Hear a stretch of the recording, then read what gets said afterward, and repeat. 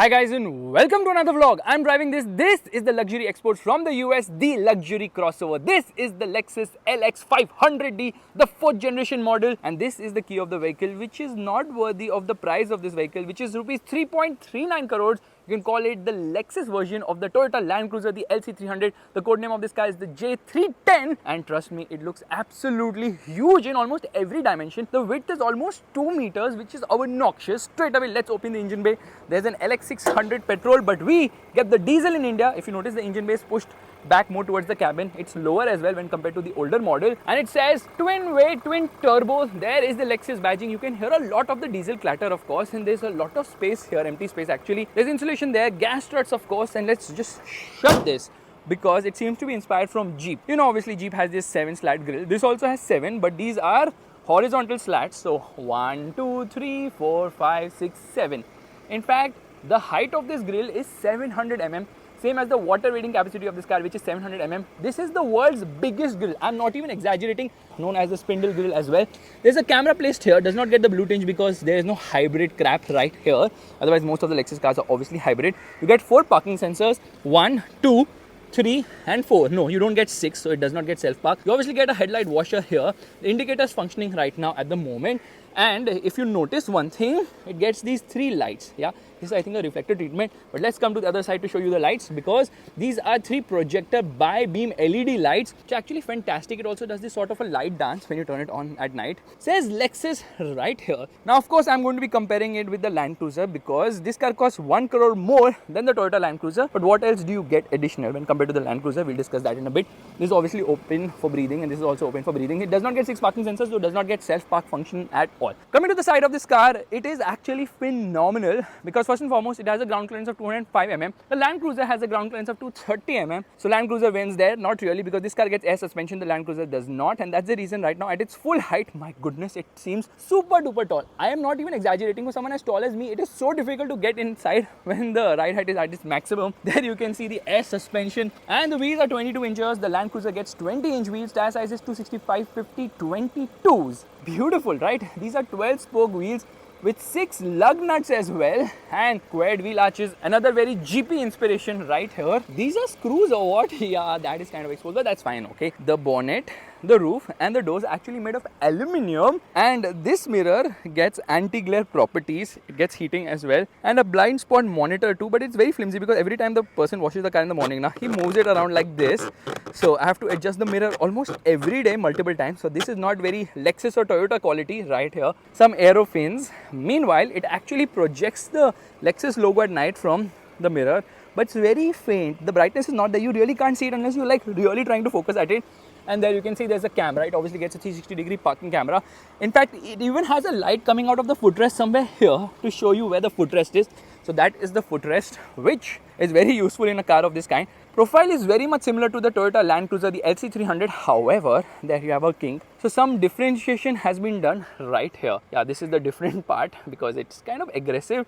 Otherwise, very much like the Land Cruiser. And roof rails seem functional to me. They have to be functional at this price. Everything should be functional, of course. Lot of exposed bits. There you can see the frame, yeah, body and frame platform, of course. You can see the suspension. You can see the spare wheel as well, because at its maximum ride height, it obviously exposes a lot of things. Even at its lowest height now, you can see a lot of things. Coming to the rear, I honestly don't like it. The front is overdone. The rear is a bit too ordinary, honestly, because they're copying. I mean, everyone is copying this connected tail light bit. So L shape here for the brake light and aero fins. Obviously all LED lights, and this is the indicator. They could have given it dynamic swipe function, but no, that has not been given. If you notice there, those are the rear fogs, and the reversing light is right there. You get 4 parking sensors, 1, 2, 3, 4, and this sort of a chrome treatment again, L. Meanwhile, it gets a single exhaust. That is the exhaust of the vehicle. Yeah, just a single exhaust, which is quite surprising for a car of this price. Spare wheel is full size. It's an alloy, of course. At this price, you would not expect anything less. And if I come and stand behind now, it will actually open the car. So maybe I should just remove the key, hoping that it does, because sometimes it does tend to do that. But you know what, in front of the camera, obviously it fails miserably. But even when the car is on, it's able to sense that the key is with me and unlock the boot, but it's not doing it right now. It says LX 500D here. So last version was actually the LX 450D. Let me try and open it from this. No, this thing doesn't work at times because obviously the car is on at the moment. Meanwhile, if you notice, there's a camera here with a spray to clean the camera as well, which is quite cool. This thing is hidden. Yeah, the spray which comes out for the rear wiper washer, that's actually hidden. You get a high mounted stop lamp right here, rear spoiler. There are 9 LEDs on the inside. Let me open the boot. The boot is massive. When compared to the Toyota Land Cruiser, the LC300, they've actually moved the seat slightly behind to increase the space in the second row and decrease the boot space. 982-liter boot is there in the Lexus LX. Meanwhile, the Toyota Land Cruiser has a bigger boot. Okay, let's remove the parcel shelf right now. And there, it's gone inside. Boot is huge because this car is supposed to be a 7-seater, which has its flaw, I'll tell you why. And here we obviously get the tool kit. Meanwhile, I think the fuse box and relay is placed right here, and you get a laptop charging port. This also I can open. There I think is the jack or something of that sort. Yes. How do I put this back? This way? No, the other way, Faisal. Try learning this before doing the video, please. Anyways, you have got cup holders. They can't be removed because this is a 5-seater, and the parcel shelf needs to be removed if you really want to use this whole boot with the reclining of the second row of seats, which can be done quite easily. In fact, it's got AC vents here along with the handle to hold onto. That's how much focus is there on this being a 7-seater. But firstly, let me get inside and show you. So the recline angle is quite good, but because this car was made to be a 5-seater, no, sorry, a 7-seater, that's the reason space in the second row isn't that great. It's good, it's not great. Under support is decent. Legroom and kneeroom is good, but it's not fantastic. Headroom is quite adequate. You obviously get AC vents here. You get AC vents in the center as well. Height adjustable seat belts. It gets 10 freaking airbags. Handle to hold on to. There's a 11.6-inch screen right here, which obviously has a remote, and you have HDMI as well as aux right here. So there are USB-C, 2 of them, HDMI, aux plug, 12-volt charging socket, 4-zone climate control, air conditioning, seat cooling, and seat heating. Yeah, all this is also given. Yeah, with 3 speeds for the same. Air conditioning is actually quite a chiller in this car. Let me turn it off at the moment. You get this screen here which tells you exactly what is the AC mode, which is fantastic that I can change the mode as well. Again, this is identical to the Toyota Land Cruiser, the LC300. You can actually open it from here also. From behind also you can open it. So they have given this function. Very aircraft style magazine pockets, which is fantastic. This is not very hard. Overall space inside is decent, but could be better for sure. Here you get an armrest with twin cup holders, but it does not get a proper center console here. Abroad, I think in Japan or in certain markets, they also offer a 4-seater version of this car with a proper center console. So there's more luxury there. Light placement here on the top. I have to press this to actually activate it. Does not get a panoramic roof, which is shocking. You see tweeter speakers almost everywhere. There's a hook, there's a handle to hold onto, and there's this grab rail so that it's easy to get in and out. So yes, it is quite good in terms of second row seating and space, but most people sit in right here. Yeah, people who buy this car sit in the co-passenger seat. I don't know why. Let me know in the comment section below. Now look at this. It's such a difficult job getting in and out. Lot of warnings. This Toyota car, or rather Lexus car, has a lot of warnings almost everywhere. ISOFIX child seat mounts. The seat recline angle is at its maximum. But you know what? I can actually recline the seat. I press this button. Check this out. Like this, it falls, and then I can tumble it to get into the third row, which is missing in this car. So obviously it has been designed as a 7-seater. Lot of warnings almost everywhere now. Lot of instructions. Toyota is so instruction driven. And this is the upright recline angle. Says SRS airbag almost everywhere. I don't know. Okay, this is actually the vent which pushes air from here to the last row, which is quite cool as well. Yeah, look at that. Space wise, it's good. Now interior color options, there are 4, and there are 3 wood color options, and exterior color options, there are 5. It gets a sunblind which is actually manual. Yeah, manual sunblind at this price is ridiculous. They should actually offer a butler who comes and does everything for you, but manual, crazy. Wood treatment here, obviously it says Mark Levinson right here. Speaker placement, okay, tweeter, whatever. Door pockets are big enough here. Piano black finishing, lot of leather, amazing quality in this car, and this is for the child lock, which is also very nicely done. So yes, premium in terms of quality, and obviously it gets the soft close door function. There it pulls it inside to shut it. All the doors get a request sensor, of course, and this is where fuel actually goes in. AdBlue goes in here, diesel goes in here. It has no instructions here, thankfully. This, oh my god, it closes so smoothly. You have to open it from the inside, of course. This actually gets a 80-liter fuel tank. Meanwhile, the Toyota Land Cruiser, the LC300, gets a 110-liter fuel tank, and that's the reason why this car weighs 150 kgs lesser. Probably some of that could attribute it to that. Let's press this button. When I press this button, there the seat actually reclines. So yeah, this is electric control for reclining the seat, but electrically you can't take it back up, which brings me to a small problem. Now firstly, let me press this button and shut it. Again, some instructions here about power box and all that. Crazy in terms of instruction, this car. I don't know what Lexus is trying to do. And you can see the underbody of this vehicle, body on frame platform, of course, known as the GAF, the TNGAF, which is a body on frame platform. And you know what, this is actually manual. Why would this be manual? I have no understanding as to why they would give this electric and this manual at such a price point. So yeah, cost cutting, ridiculously done. Soft close door function, so it will automatically close it. Key is super duper cheap. Look at this key, man. Okay, abroad they also offer a key which you can just tap, or rather a card you can tap to unlock the car. But yeah, at this price I expect a digital key for sure. Now here it says Lexus. It actually eliminates this at night, and we just remove this plastic sheet right here, which is not going to come out smoothly because it's kind of messed up. Door pockets at the front are big enough. Piano black finishing, one touch up and down for all the windows, of course. These are the controls to lock and unlock the vehicle and child lock. These are the controls for adjusting the mirrors, and the mirrors are decent size. They are big enough. A lot of leather. Memory function, you can save up to 3 people's settings, but the co-passenger does not get the memory function. Now this is 10-way adjustable. The Land Cruiser gets 8-way adjustable driver's seat. So that is the difference. I press a button here. If you notice, the seat will go back. Obviously, it will move around. The steering will move around. So yes, you can save up to 3 people's settings, which is quite cool. And you know what? Under thigh support is never an issue because, okay, the steering is going to move. There it is coming out, going ahead, and now the under thigh support is also getting extended. Seats are fantastic, but there is no massage function in this car, which is shocking at this price point. I think probably they should also give a masseuse who sits behind and massages you, because at this price I obviously expect all that and more. These are the adjustment, or rather the controls, and this is for lumbar if you want to extend this thing to prevent, not lumbar, to prevent any issue with under thigh support for tall passengers. Says SRS airbag. Meanwhile, you get a proper dead pedal. This is to open the hood of the vehicle, this is to open the fuel lid, and there's a secret compartment here to store secret stuff. This is for DPF, this is to increase the idling RPM, and this is to open the boot of the vehicle. These are the controls for the trip meter and all that, and this is to see the 360-degree parking camera. If you notice, this is aluminum treatment here on the lever. Meanwhile, even the paddles are finished in aluminum. You actually grab this to get inside because it's not easy to get inside. It's a very wide cabin. Dashboard looks fantastic, and it's very similar to the Toyota Land Cruiser, the LC300, but slightly more features like blind spot monitors there. Paddle shifters are there, and obviously this car produces the same power and torque when compared to the Toyota Land Cruiser. Lot of instructions. That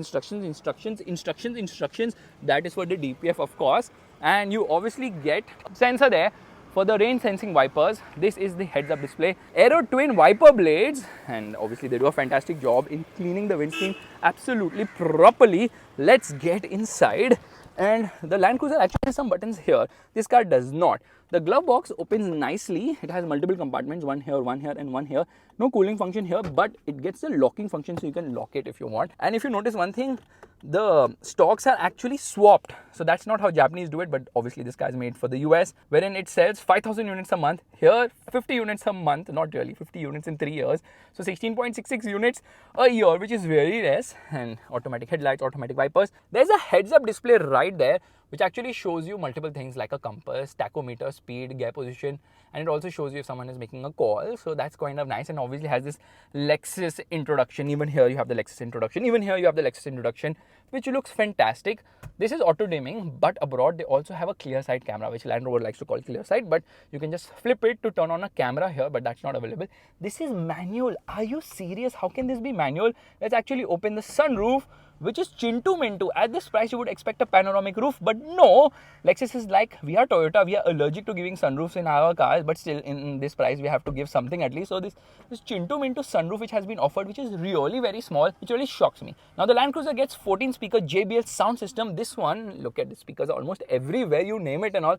The speakers are like everywhere. This car has 25 speakers from Mark Levinson 3D surround sound system. Audio quality is fantastic. Listen to it at the end of the video. Electric adjust for the steering wheel, of course, and you obviously, okay, it's already up, maximum positions. I'll just push it inside. You get this wood treatment here, Lexus logo, of course, and the difference here happens to be the fact that you get an additional 7-inch screen. Otherwise the Land Cruiser only gets a 12.3-inch screen.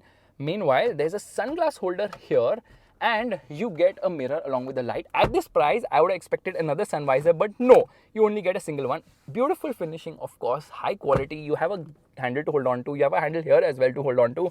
Lot of leather here. Oh my god, the quality is absolutely phenomenal. This is a wireless charging pad with a cooling function. You have got twin cup holders right here, and there's some storage space right here as well. USB-C, USB-A, and these are the controls for seat ventilation and seat heating. Same as the case here as well. But you also get steering heating for the driver, of course, because the co-passenger, unfortunately, or rather fortunately, does not get a steering wheel unless it's in driving school. So compared to the Toyota Land Cruiser, well, the interior definitely looks slightly better, but I like the cluster of the Toyota Land Cruiser. I don't like this cluster at all. This seat actually gets 8-way power adjust, but no memory function, but at least he can lock and unlock the vehicle. Yes, he gets that control. Beautiful quality. Quality is exceptional. This is UV cut glass, acoustic glass to prevent heat from coming inside, but obviously it does a decent job, not that great. This thing opens from both the sides, and it has a cool box here, so I turn it on and there you can hear it. It's very deep, that's what she said. And there is this tray as well, so just let me shut this. Lot of instructions to read. This car is full of instructions, which is absolutely crazy. Gear lever feels nice to hold, the quality is very nice. And then obviously you have to move it to drive mode to actually access this properly. So let me just show you the reverse parking camera. It has something known as the transparent car only, so Mercedes offers transparent bonnet.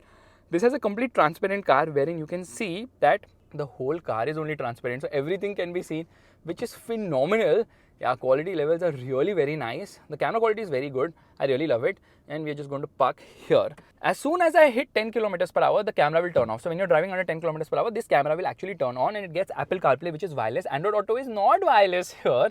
And this screen is very basic. So that's the audio, that's the phone, that is the car function, which will give you trip information. I mean, it doesn't even show anything because itself is so bored. Thankfully, we have got physical controls for the audio and power.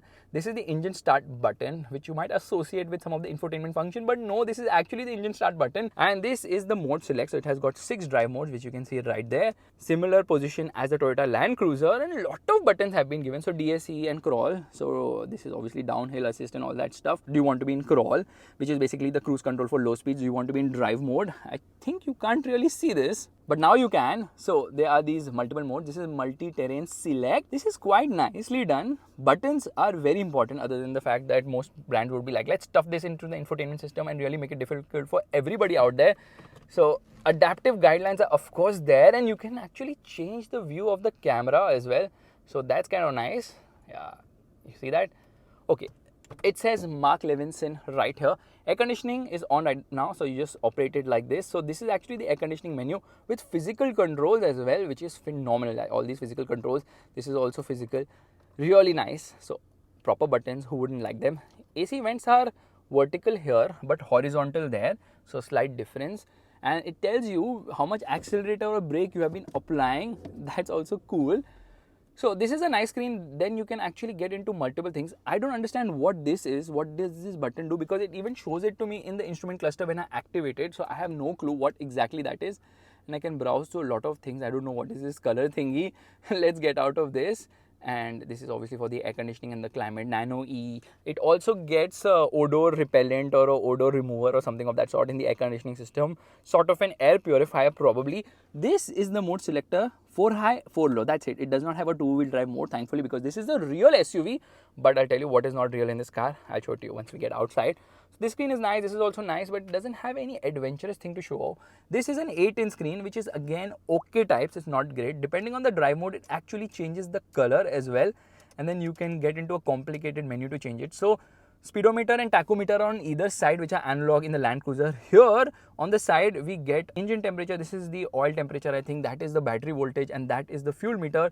Not that greatly done. So you have got a lot of information you can browse through easily. That is a tire pressure monitor telling you what is the AdBlue level, and you can browse through this to get a lot of information, including a shock of 4.9 kilometers per liter fuel efficiency in this car, which is very less. There's an eco indicator, which I think I need to use more considering the fuel efficiency right now. Very Toyota menu, including a compass as well. So yeah, the same thing, not much different, but it is a bit complicated to operate because it's not that slick. The fonts are like really old, and obviously it has got reverse cross traffic alert, which is on right now, reverse camera detection and all that. So when I get into reverse, if you notice one thing, the mirror will actually go down. That also happens. So yeah, you can toggle all the settings from here, including the heads-up display, blind spot monitor and all that. But the display is very basic, yeah. In fact, let me get into the settings here. And then I can actually change the meter settings, which by the way you can't do when you're on the go. So speedometer, analog, digital analog, so you can all change all these. But what is this? I learned something from Mercedes-Benz, which does such a phenomenal job in this regard, because this kind of feels super duper basic to me. It could have been done a lot better. Oh my god, there's a 12-volt charging socket. So they have given almost every charging socket, wireless, CA, and 12 volt too. So yeah, that is kind of loaded. Now when you get into this complicated menu, get into vehicle customize, lights, and you will be shocked to know that actually it's an elimination. Then you can get into custom colors. So there are actually 15 of these options, and the 15th one happens to be custom, wherein you can change 64 colors for the ambient lighting. Absolutely insane. But why is the menu so hidden? I would have never imagined it to be here, but yeah, you have to really hunt to find it. It's also got something known as Climate Concierge. When I turn it on now, the car will sense the need of cooling the passengers by turning on the air conditioning in the first, second, as well as the third row. It will also turn on the seat ventilation for the driver. I don't know why it's not doing for the co-passenger. Maybe it can detect the co-passenger sitting or not. And then, of course, you will feel more comfortable, but massage would be really nice. Let me actually turn this off right now because it makes quite a lot of sound. Can you hear it? Yeah, very noisy seat ventilation in this car. So because I press this button now, the air suspension will not work. So I have to actually turn it off, which is turn it on, the air suspension mode, and then I'm going to drop the ride height. There I've kept it at the lowest possible, and then look at the car dance. Yeah, that is in bounce mode right now. It's going all the way down. Fantastic air suspension in this car, works really nice. Hits very few times, usually does not. So let me actually turn off the car. It says attention, check rear seat. When I open the door, it says turn lights off, and then it shows me that the door is open. Oh my god, I can see the car bouncing up and down. So we are going to turn on the car right now, and there, as soon as I do it, there it turns on. It is very slow, this screen. It takes so long to load. What are you waiting for? This screen is also like taking its own sweet time to load. So very slow screen, so they can put up more powerful processor here to handle all that. Ride height is at the L mode, which is like the lowest mode, which is lower than what you're allowed to use when you're driving the car, of course.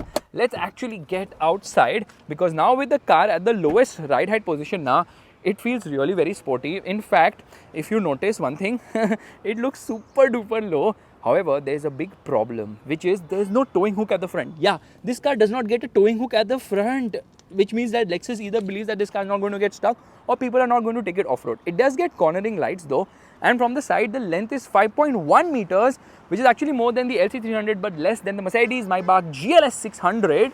And the wheelbase is around 2.9 meters, which is exactly the same as the previous generation of the LX. And talking about the previous generation of the LX, the second and third generation actually had split seats and 8-seater version. This is a 5-seater. Globally, you get a 7-seater as well. And the towing hook is placed right here. Yeah, just a single towing hook at the rear. So that's how they have actually done it. But let's try and unlock the windows using the key, of course. Nothing actually happens. At this price point now, lot of features which you take for granted are actually missing. But I've also noticed one thing, that it says Lexus on the brake calipers. Yeah, Lexus is written right there, but they're finished in black, so you really do not notice them as well. So they could have been a little bit more flamboyant, maybe yellow, red or something of that sort. That would just be too much, right? Look at the ride height. Lowest position car looks quite sporty. I kind of figured out how the sensor actually works. So you have to have the key in your hand and come behind and stand behind the car, of course. Few moments later. There it opens finally. So I think maybe the sensor is this one or maybe not. But yeah, it doesn't work flawlessly. It doesn't work all the time. Another interesting feature is, let me recline the seat, okay? I'm going to press the right one. If you notice one thing now, once I press this, it's actually the driver's seat which is moving ahead, so that there's ample space for this seat to fold. So very thoughtful. But anyways, let's start driving right away. बंद हो जा भाई, बहुत time लगाता है, तो बहुत ज़्यादा ही टाइम लगाता है.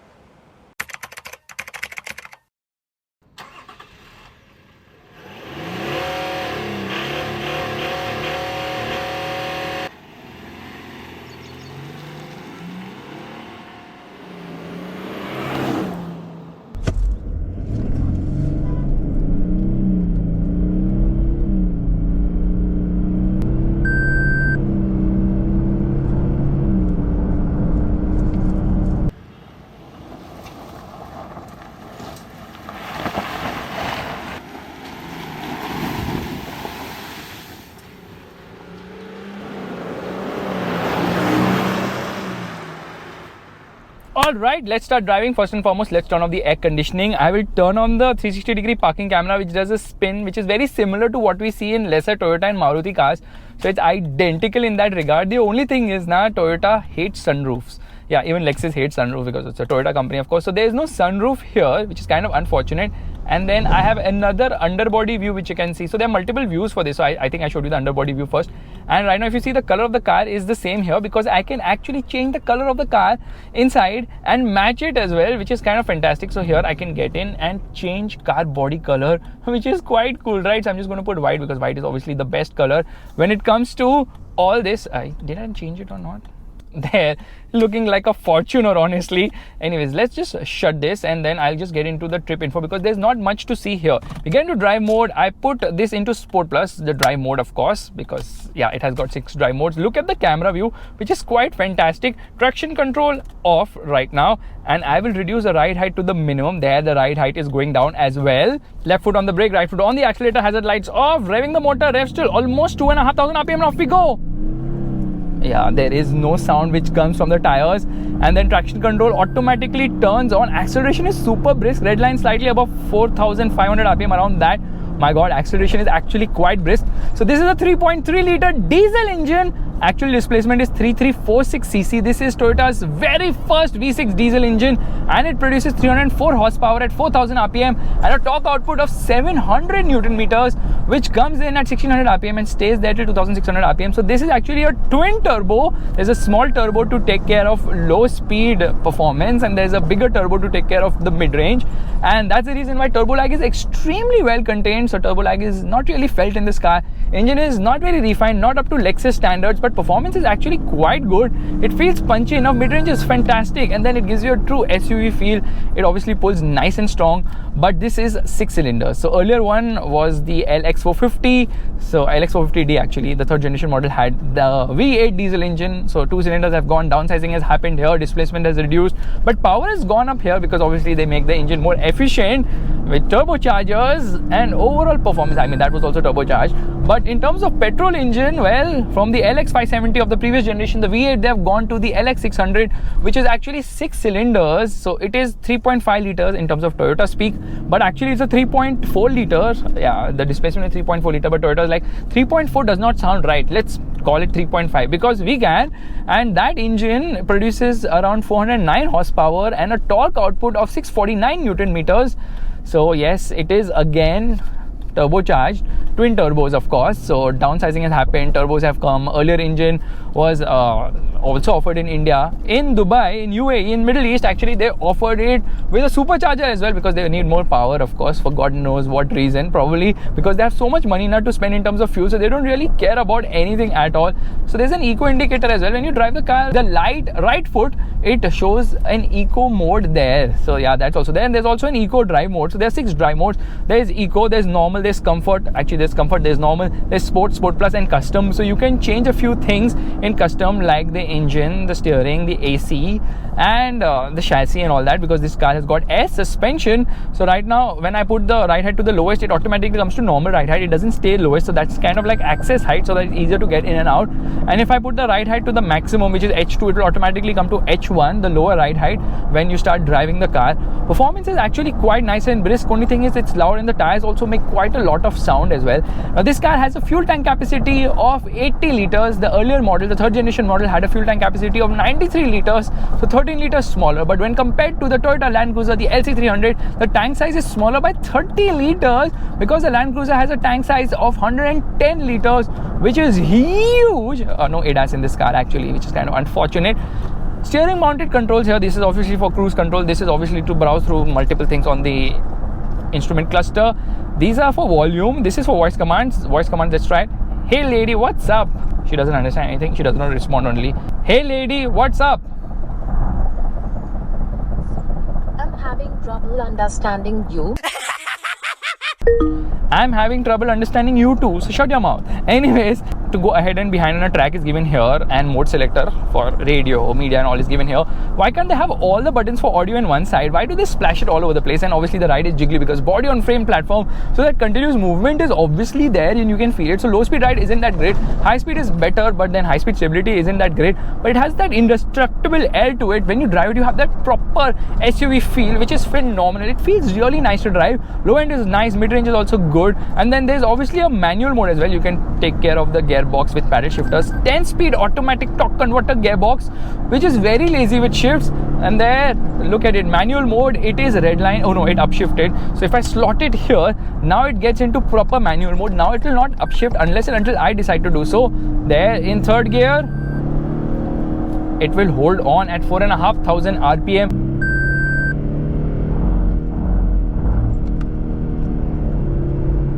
So yeah, it gives you complete manual control of things. I will upshift myself before I blow the gearbox, but gearbox cannot be blown in a Toyota or a Lexus. That is the sheer reliability of this car. So in terms of top speed, it will hit a top speed of 210 km per hour. 0 to 100 km per hour comes up in around 7.5 seconds, which is decently quick considering the weight of this car, which is actually lesser by 200 kgs when compared to the third generation model and lesser by 150 kgs when compared to the Toyota Land Cruiser, the LC300. Why is the LC300 150 kgs heavier? Probably because of the fuel tank capacity in that car. But yeah, just doesn't make sense because this car has more features, honestly. And the ride over bad roads, you just move around. Look at this. Okay, here we go.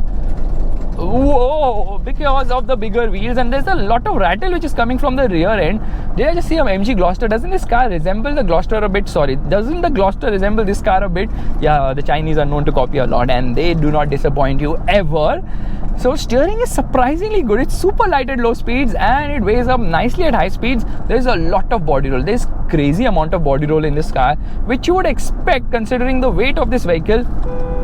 In fact, I love the driving position because I can see the hood, and the hood has this scoop to it in the center, which is quite cool. Honestly, I really like it as well. Come on, give me the performance. It will give you the performance because of the diesel engine having a lot of torque. Water weighting capacity 700 mm. It has got a central locking differential and low range transfer case, of course. But in Japan, they also offer an off-road version with front locking diff and rear locking diff and a center locking diff. So 3 locking diffs. Actually, the Japanese model now is similar to the Toyota Land Cruiser GR Sport, which also has 3 locking differentials and a more off-road centric bumper. So now is the time for the brake test. Oh my god, look at the nosedive and the amount of sound which comes from the tires. Quite insane, and the camera turns on. So it's time to launch it again, which means I will turn off the traction control, which is kind of pointless. It keeps turning on its own. Left foot on the brake, right foot on the accelerator, hazard lights off, and off we go. Something is flying in the boot, I believe. But yeah, the engine is quite sprightly and it sounds a lot. I mean, it's very noisy, but I like the sound. I love the diesel sound. I think it's quite good, but that's me. Most people will not like it. Most people do not even sit in the rear seat of the Lexus LX because they sit in this seat, and even in the Land Cruiser, the same thing happens. I don't know what is the obsession of sitting in the front seat, co-passenger side, because I think that's how they feel they are in control, whoever buys this car, mostly politicians, of course. Now, this car weighs 2,700 kgs, which is a lot of weight it has to lug around, which obviously affects the fuel efficiency of this car. This is returning a fuel efficiency of around 4 to 5 kilometers per liter for a diesel car. That's quite low, but you know what, the petrol drink a lot more. It will return around 2 to 3 kilometers per liter is what I believe. So that is the kind of fuel efficiency you could expect even when you don't apply full brakes. Now there's this nose dive because of the suspension being quite soft, in spite of the fact that this car's chassis is now 20% stiffer when compared to before for better handling. But look at the body roll, man. The car does roll quite a bit. It is like a sea freaking saw. Yeah, it's a rolling, quite a lot of roll in this car. But then you've got paddle shifters, which you do not get with the Toyota Land Cruiser LC300. So that's kind of useful, but the gearbox is so slow. Now you would never ever bother. Why do you even want to care about it? Which actually brings me to the price of this car, which is a whopping rupees 3.39 crores on road Mumbai, which is very high indeed. In fact, you can get 17 variants of the Land Rover Range Rover for lesser money, and there's a variant which is at the same price as well. And if you pay 1 lakh rupees less, you can actually get the Range Rover long wheelbase HSC high standard equipment variant, the diesel one, 3 liter diesel, for the same price, which is 3.38 crores, 1 lakh rupee less. That 1 lakh rupees you can put into your maintenance piggy bank, because you will obviously have a lot more maintenance with a Land Rover when compared to a Lexus, because this car comes with 5 years unlimited kilometer warranty. I'm not sure that is in India, but globally they offer this warranty for sure. And this car is actually more expensive than a lot of other full-sized SUVs, but the G-Wagon has 25 PS more power when compared to the Lexus, and of course has more locking diffs as well and is more desirable too.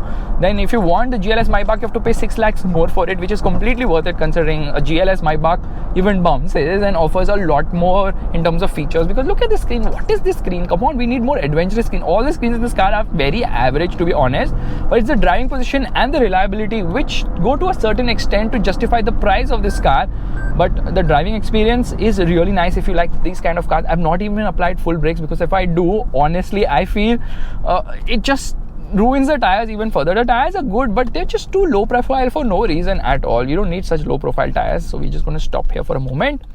So I have actually changed the cluster mode, hazard lights off, and off we go.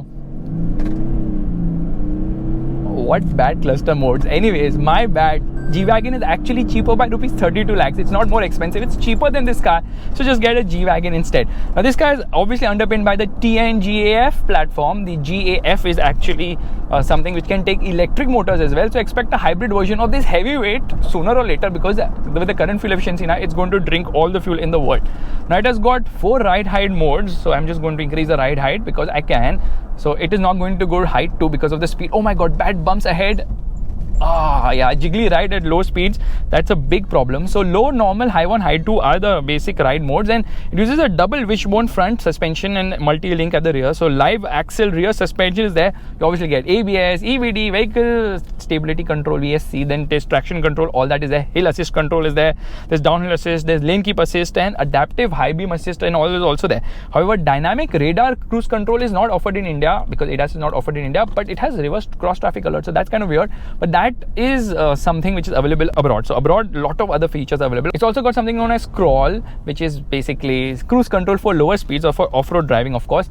And the center locking diff will ensure there's 50-50 torque split between the front and rear axle. And then it's got full-time 4-wheel drive system. There's no rear-wheel drive of this vehicle, rear-wheel drive system. Now, as the biggest challenge of this car is the turning radius, because it's an obnoxious 6 meters. Yeah, turning radius is quite a lot. So turning around would be a pain in the rear, which means I have to take a wide angle and then cut it. You know why the turning radius is so much? Because of the size, of course, but there is no rear wheel steering. Why is there no rear wheel steering at this price, which is really very shocking? And you know what, check the steering out. Okay, check the steering out. Okay, I get it on the throttle. Steering is super duper light, yeah. Unbelievably lighter steering wheel, so that's quite beneficial in terms of driving at low speeds, but it does weigh up, so it's quite leaner in that regard.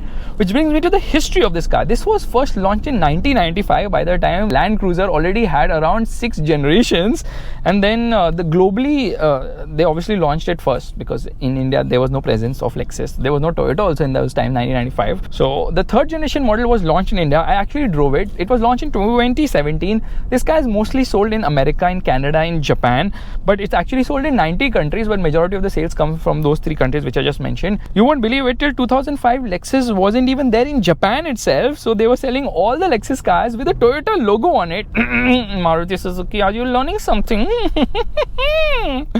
And the first Lexus to be made out of Japan was in Canada in 2003, the RX. And now look at this, articulation and all is good. This car is very capable off-road. Yeah, it's quite capable. Only thing is so expensive now.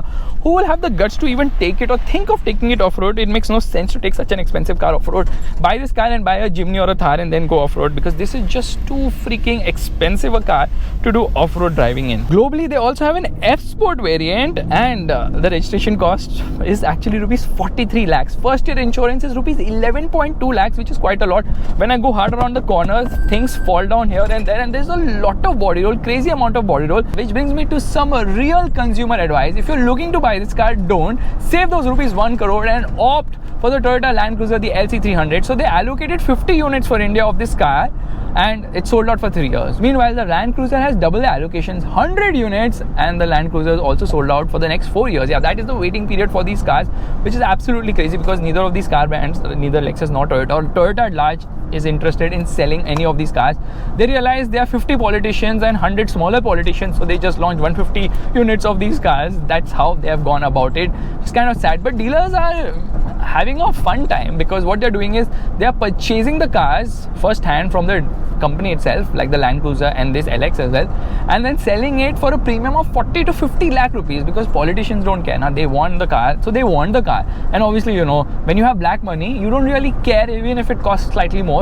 So that is the truth about the LX as well as the LC, because these cars are very reliable. More than reliability, they have the real SUV feel to it.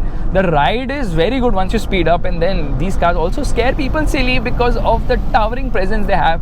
I mean, right now the normal ride height is there, but when it is on off-road height, obviously it feels absolutely crazy to drive. I'll stop and put it at the maximum ride height so you can see how it feels, because as you speed up now, obviously it drops the ride height, but the problem is there's a lot of rattle which is coming from the rear. With the body and frame platform, things are more rugged, but unfortunately a Toyota or a Lexus car having these rattles is absolutely crazy. Yeah, the Mercedes GLE and the GLS also have some sort of rattle coming, but the X7 doesn't really have those rattles. And the Range Rover, I don't want to even talk about it, because forget rattles, there can be other issues in those cars, the Range Rover and the Range Rover Sport. Again, fantastic cars.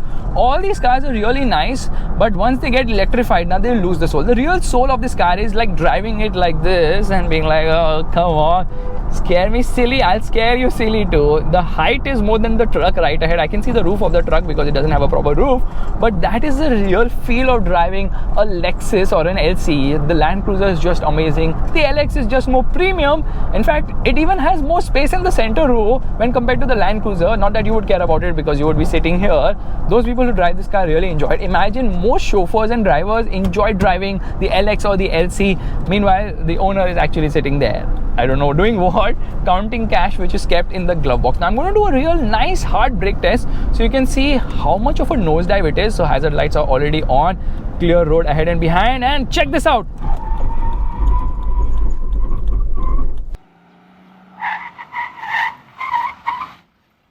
Nosedive is absolutely crazy, man. I have never seen such kind of nosedive in any car in my life. Suspension is that soft or stupid, or the frame and body are in the mind of their own? Let me show you a very cool thing. If I double tap it now, I can actually zoom in as well, which is quite cool, and I can zoom in front, rear and all. Nice. Okay, left foot on the brake, right foot on the accelerator, hazard lights off, and off we go, man. Things keep falling every time you launch because the body does move quite a lot in this car. There is a lot of body movement, you know, it does swing here and there. Can get you nauseous if someone is driving it aggressively, but low speed ride is not that great. Obviously, a body and frame can never ever match a traditional monocoque platform because yeah, the movement here is just too much, and the amount of rattles coming from the rear are just so stupid. Now this car was actually globally launched in October 2021. In India it was launched in 2022. Sales started in 2023. It was shown at the Auto Expo and they sold out in 2 weeks. That is the kind of demand for it. Just 50 units they had to sell and they sold out like that. That's quite quick. In the US, one of the biggest markets for this car, they sell around 5,000 units of the LX every year, which is a lot, which is quite insane to, if you ask me. Now obviously these numbers are nothing compared to the rivals which sell a lot more. So Lexus still has a lot to catch up, but when it comes to premium Japanese brands like Lexus, Infiniti and Acura, it is Lexus which sells the most cars. So yeah, they are ahead of their fellow countrymen rivals without a doubt. Let me just downshift. If you notice, I've changed the meter here. It doesn't give me a downshift. It just says no.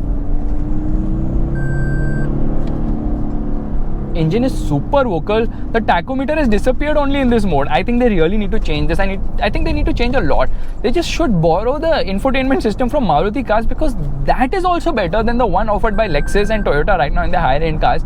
And when something like the Toyota Urban Cruiser Highrider offers a panoramic roof, how can something like the Lexus LX not offer it? Just does not make any sense to me at all. Now I think we should raise the ride height, which I cannot do obviously when the car is moving. So I'm just going to come to a halt here. Bad roads and all is something where you can absolutely destroy stuff by splashing water if you so wish. The very first thing we are going to do is increase the ride height of this car. So I'm just going to put it to maximum. I'm going to get into drive mode. I'm going to get into manual as well because it's going to hold on to a gear. And oh my god, look at this, is so freaking cool. Can you see this? Camera system in this car is absolutely phenomenal. Wow, I never ever noticed this before, but it really blows your mind. I mean, at least they've done something in the infotainment system which makes you happy because the camera system is really phenomenal. I think the steering is come ahead, but let's drive with the steering near to the body because that's another level of feel. Sometimes I like to drive like that. I don't know what's right or wrong, but what I feel is that you need to keep changing your driving position all the time just to get different kind of feel because I love the way the bonnet has been done. So here we are. Obviously ride height I've increased all the way. Hazard lights off, left foot on the brake, right foot on the accelerator, and off we go. Oh my god, little bit wheel spin and 44 in first. Upshift takes so long now. I don't know the command. 68 in second, should have done 69 though. I don't know the command goes to Toyota or Lexus because they take a lot of time to approve. In third gear, it does 93 kilometers per hour, which means the shift to fourth is the requirement to actually get past 100 kilometers per hour. Yeah, the turn takes not much time, but takes a lot of gas for sure. The service interval for this car is 10,000 kilometers or 6 months, whichever is earlier. And if you take an EMI for this car and pay the regular down payment, I think 20% or whatever, then you're looking at paying an EMI of rupees 5 lakhs every month for 5 years. That's a lot. So what does it do in fourth gear? it does 113 kilometers per hour. And you know what? We are straight away going to shift to 10th gear. In 10th gear at 100 kilometers per hour, the RPM needle is actually hovering. Okay, need to reach 100. It is hovering at what? 1200 RPM, which is crazy insane. So guys, this is my vlog of the Toyota Land Cruiser. What am I saying, Faisal? You lost your mind. This is the Lexus LX 500D. It's a phenomenal car. If you're looking to buy the Land Cruiser, it's worth paying rupees 1 crore for this car for sure, for the slight premium appeal to it. But the Land Cruiser has a better name, a better image, and obviously a Toyota Land Cruiser is a freaking Toyota Land Cruiser, because nothing offers you the level of indestructibility which the Land Cruiser does. This is also kind of indestructible, but with the smaller 20-inch wheels. Obviously, yeah, you can take that risk of taking it off-road as well, but here you're kind of scared the tire might get cut or something of that sort, or the alloys might get damaged. Those are aluminium forged wheels on this car. If you like this vlog, make sure to give it a thumbs up, that's the like button, and also subscribe to the channel. I will see you guys in the next video real soon. Bye bye. I love this car, but it's so expensive. I kid you not, you can buy a villa around here for the same price of this car. Bye.